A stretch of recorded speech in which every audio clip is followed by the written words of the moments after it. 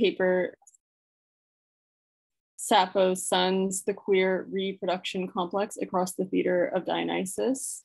Vanessa Stovall is an independent artist and interdisciplinary scholar, the former under her artist name Venus, who works with genres of mythical music and musical myth across antiquity into the contemporary. She's a classically trained harpist, has composed stage productions for over a decade, and received her BA from the Evergreen State College and MA from Columbia University studying Greek tragedy. In these pandemic times, alongside editing the alternative classics publication Corona Borealis, she's worked as a composer for digital productions of Greek tragedies, most notably the Barnard Columbia production of Iphigenia and Aulis 2021 and the Committee of Ancient and Modern performance production of Hippolytus 2022. She's currently writing the score for her first in-person Greek tragedy, the Whitman College production of Medea 2022, directed by Anna Konzer. She'd like to share some content warnings for racism and sexual violence for this talk. And without further ado, Vanessa. Awesome. Thank you. I would like to thank all of the wonderful organizers for bringing together Queer in the Classical once more, and for inviting me back and encouraging me to apply it again, because I definitely had a lot of fun last year talking about the wicked and the divine, and this strange concept of myth stripping that I've kind of taken and run with since then. But don't worry, we're going to get new queer economies of coinage terms in this presentation as well. But I also just wanted to take a moment to just briefly note, I actually cut most of this this morning watching a lot of people's presentations. That's why there's not a handout. It kind of got mangled in that last go through. But I realized I often find myself in a position in conferences where I always want to put as much info as possible, but then I never leave enough time to actually talk to people about what I want to share and desperately want to talk to them about. And every single conference, I'm like, I'm gonna be better. And then I was literally editing my talk and I was like, this is 35 minutes. Vanessa, oh my God, cut whole sections. So I did that. So it might be a little more rough and ready than I'm a little used to, but let's just see how it goes, because I want to actually get to a good Q&A session at the end. So with the theme, you better work, RuPaul. So that was something that I immediately glommed to in thinking through his arc of queer labor. He's always been so known, I think, among especially our generation for RuPaul's Drag Race. And now in recent years, his sort of more steep capitalist turn, though plenty of us clocked it about a decade ago when his wig started changing up. But RuPaul is someone who actually has an intense sort of strange personal meaning for me as well. So it's not just this tension between music and capitalism that I'm just oh yeah, 5th century, they did the same thing, musical theater industrial complex. It was real.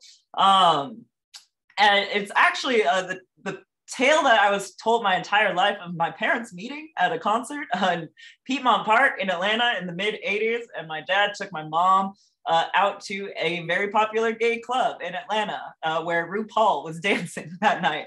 And allegedly, they would always describe, he was just shaking his weave around. And that just instance of queer hairography was always just highlight to this tale of my very kind of nerdy normie hetero parents getting together. I was just wow, Atlanta in the 80s, that sounds amazing.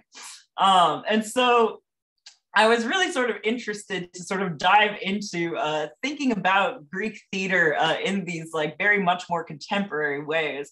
And in this way, a lot of my research, for those who keep up with it at all, ends up reflecting back on myself and my own personal life, creating its own sort of referential system, a queer loop, to borrow a term from Douglas Hofstadter, that I've decided to sort of think through and coin in my research, this strange sort of loops of thought and self-referential systems that we all seem to be engaging in as we create belief systems as a complex. And so when I mean complex, I'm actually specifically rooting my term through a lot of my research of Sappho, thinking etymologically of a complex or something that is braided together, such as a crown that one might wear on their head.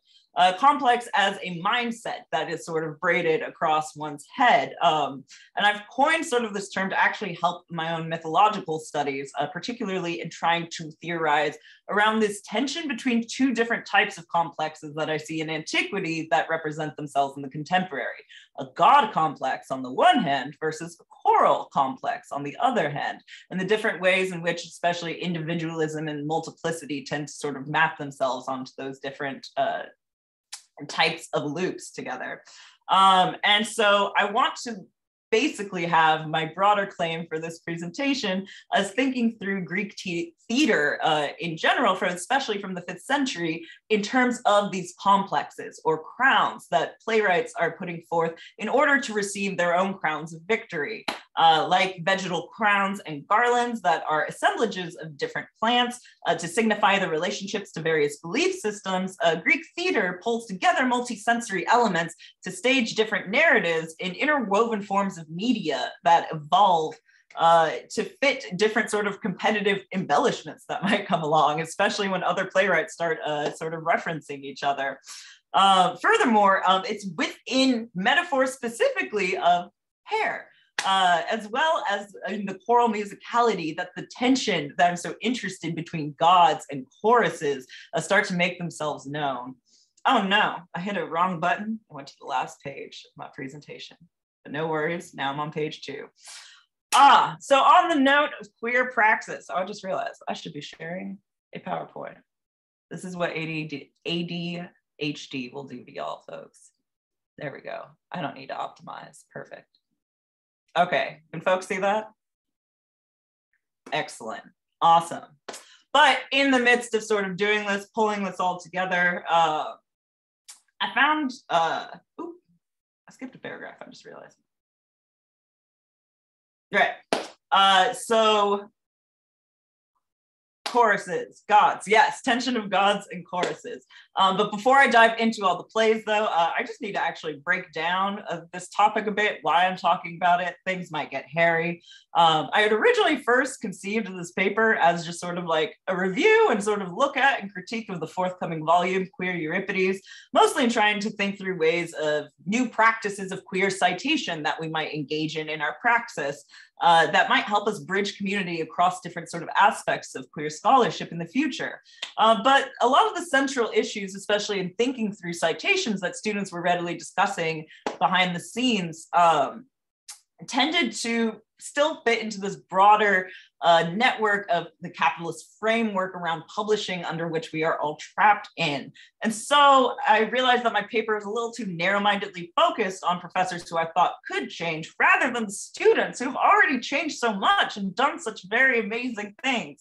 And so in trying to reorient this more on queer labor, I wanted to reorient, but as we might hear later, disoccident what we may come to know and my own work so that it actually is reflective of the values that I want to build with fellow students. Because, we could read queer theory all day in classics. We often have to read queer theory all day in classics. However, when it comes to queer praxis, especially following those outlined in the excellent 2014 volume on the matter, that is a far different story in our field. But on the note of queer praxis, I found myself hesitating, wanting to especially critique professors around different forms of queer praxis, because I was like, wait, Vanessa, what is your form of queer praxis? Like, you went to Queer in the Classical last year talking about Edelman and Walker, but like, what are you actually trying to bring to the table this year? And so I ask once again my iconic question, what kind of queer are you? I don't have a cat this time. I just have my best friend, Forever Moon, who works for the Transgender Training Institute in Philly, an excellent human.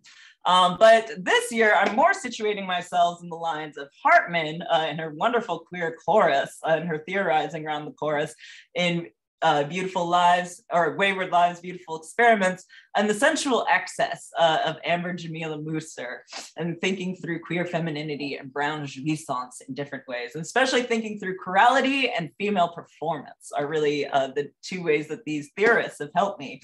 And so I wanted to also just sort of push us towards very different types of citation practices when it comes to queerness, because I'm just like, guys, I've read so much Lacan. I'm exhausted, like, aren't we all? And also Black queer theory hasn't really found a foothold in this field yet. And that is mostly the queer practice that I am rooted in. And so I always like to sort of bring it up to the forefront. But also I realized a lot of my ways of doing things, or at least finding queer scholarship for myself, is that I actually tend to go over to my hetero colleagues, or like colleagues who don't use queer theory as much, which I don't have any queer colleagues who don't use queer theory. So it tends to be my colleagues who don't engage with it, and so create wonderful and excellent research that I then sort of like peek in, and I get to rub my sort of queer hands all over. And so in that vein, I have to very, very briefly thank some straight folks, because like I think we should also like acknowledge that inspiration can come from like very opposite areas that you might have expected. And they all said I could put them on the slide. So thank y'all. All right. So I edited this purposely. I wanted to have them all lined up in a row like little baby eggs. But then like I was like, wait, why are all the Princeton boys wearing the same looking shirt? Like they look like a boy band now. Anna and the Pitons. I love it. Anyways, first and foremost, as I put on top as band leader, Anna Concert, who has radically changed how I view choral music in Greek tragedy. Her excellent dissertation on the musical design of Greek tragedy should be the cornerstone of everyone's collection who is interested in the matter. In a world studying Greek tragedy that is bound by everyone trying to figure out how to consider these female characters on the stage and like, how are they representative to their contemporary society? Anna very bravely asked, well, what if we considered them in light of the wildly popular female musicians of the time, especially since these playwrights keep referencing their imagery and meter in their music? And I was like, God damn, Anna, you're so right.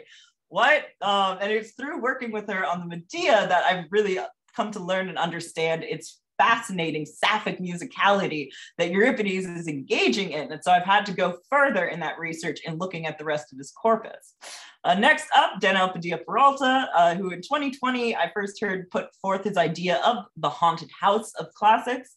Since then, I've really tried to sort of think of that in different terms of houses across in antiquity, but then also reception, the plantation and reception versus the more traditional oikos, especially that tragic oikos in antiquity. And after a long while, I've like really conceptualized around this, but due to my own recent sort of turn towards sound studies more, I've had to start thinking of, well, what do haunted houses sound like? What are these like different types of chthonic spheres or things that are emerging from a sort of haunted sphere? And like, what are the repetitions of something coming up and back again? Third is Josh Billings for his most recent book of the philosophical stage, Drama and Dialectic in Athens, which is just one of the few books that has actually broken down all the like philosophical religious philosophy that happens in all of this sort of 5th century drama, which was hard for me to untangle as a mythologist. I'm like, I don't care about philosophy. That's all my philosophy friends are for. But this book really helped me see how much me and the philo bros need to shake hands a lot more and sort of figure out these systems that are coming together. Also, what he did with the Antiope, bringing fragments together, like a model for us to go forward and looking at tragic fragments. I love it. And finally, I have to thank Paul Eberwein, not so much for his research, but specifically in practice. And our practice of just like literally the two of us regurgitating everything we knew about tragedy, because we spent a week together halfway around the world a month ago and we're severely jet lagged and it's all we had to talk about. But it was through walking through a museum and in the backs of taxis that I was actually able to work out a lot of my thoughts and processes and thinking through most of this tragedy through that. So Paul, I also thank you. That was deeply appreciated. All right. Now into the coinage, the new queer term, inviations, maybe perviations. I just like that word, but inviations specifically are different inroads, maybe through roads, we'll see, to elsewhere, which it feels very in sympathy with the trapdoors that were being discussed in the previous presentation. It's a queer theory cognizant that the path is often in the streets rather than in the oikos. queer folks, often an invitation may never come. So we often have to be wary of what tea is being withheld, to lean on the pun between inviation and invitation briefly. And so what I'm giving in this are different types of inviations into my research.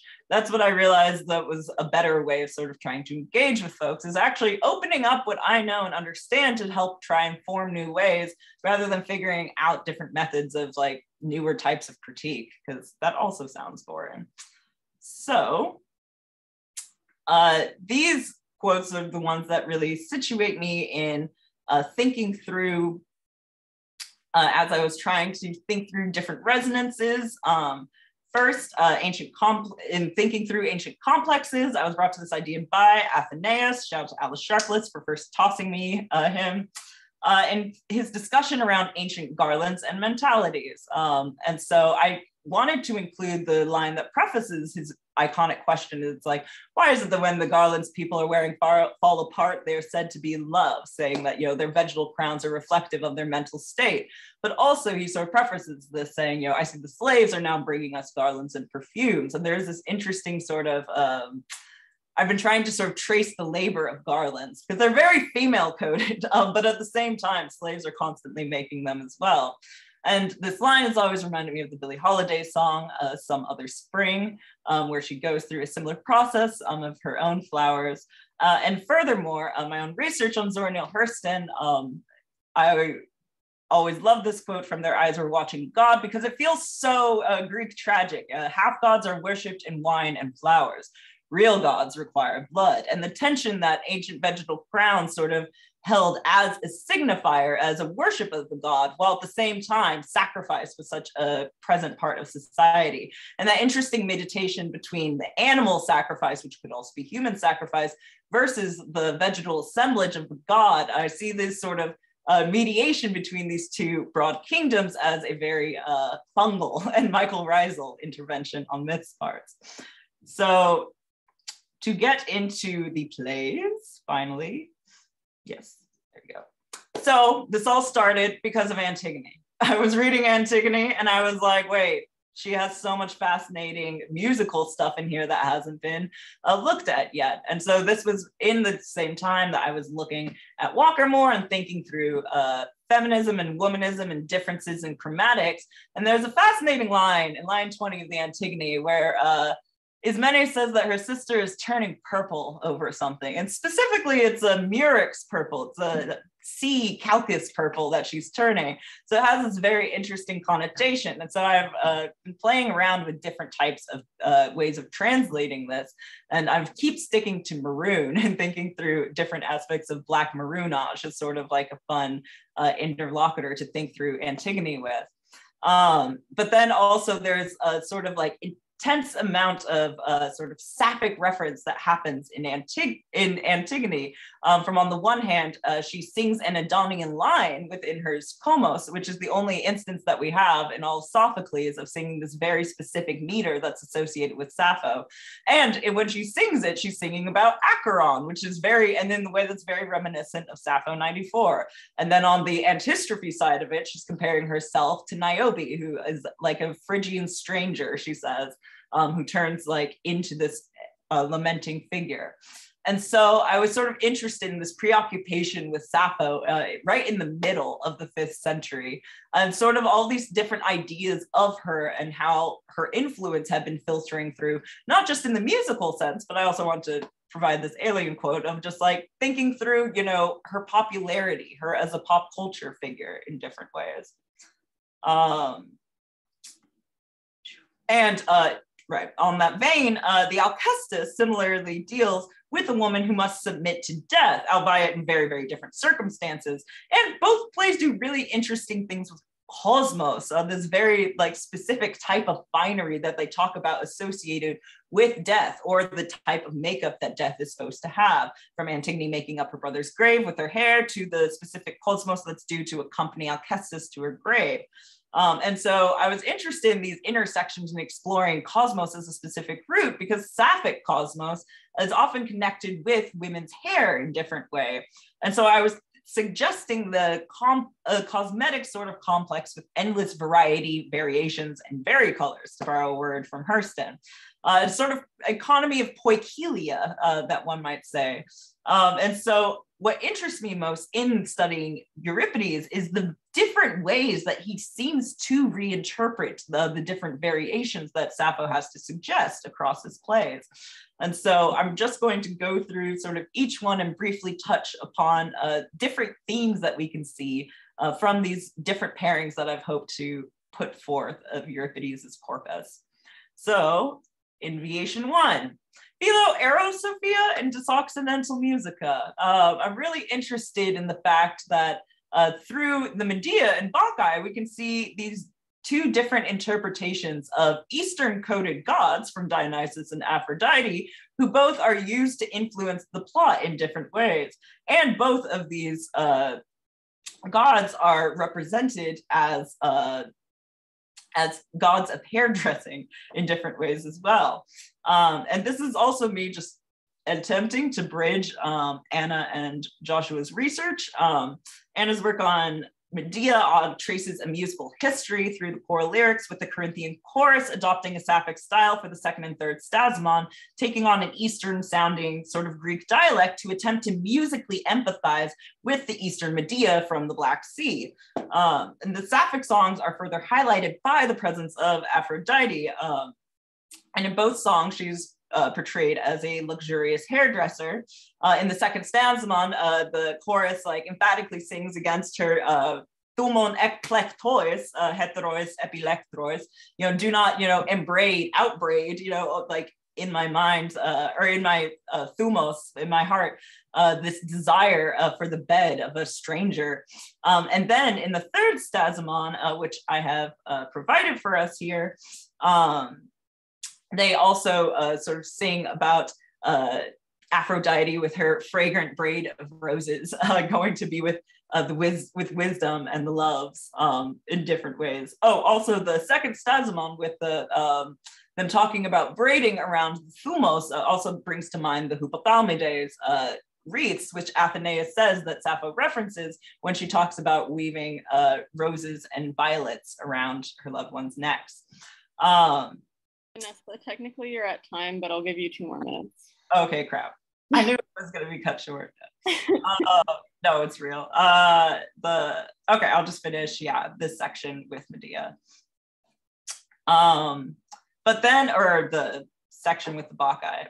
In the same vein, the Bacchae ends up being the closing argument as a dramatic mythos setting itself over the logos of philosophy, particularly in considering the Eastern connotations that soph-roots carry in conjunction with Dionysus as a god of variety, embodying these polar views. So I'm interested in the fact that Euripides uses these very specific Eastern coded aspects around philosophy and music to root and orient a lot of the media that he doesn't produce. So that's one invitation, and many more will be published online. I realized writing this, I was like, oh, I need to break this up into different sections.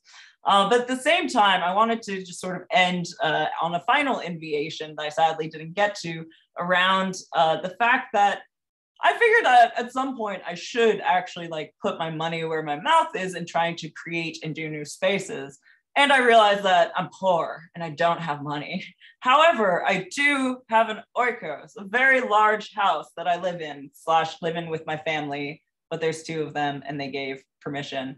And so I would like to announce that actually this summer, I'm more than happy to open my house to host some ancient theater work camps. I cannot pay for transportation, but I can offer lodging, and we do have a lot of produce out here on the West Coast.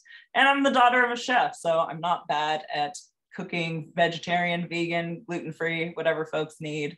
And yeah, people are kind of burnt out and tired. And so I was just like, oh, maybe creating space, offering that up is actually the road to go forward. Plus the Northwest is like actually really nice in the summer. It's kind of our best kept secret. So I would like to sort of turn my final invitation, I didn't get to the others, sorry, into a formal invitation and invite folks to my place of living to talk about tragedy, because it's great. And we don't have to stick to Greek. I love Seneca. The end.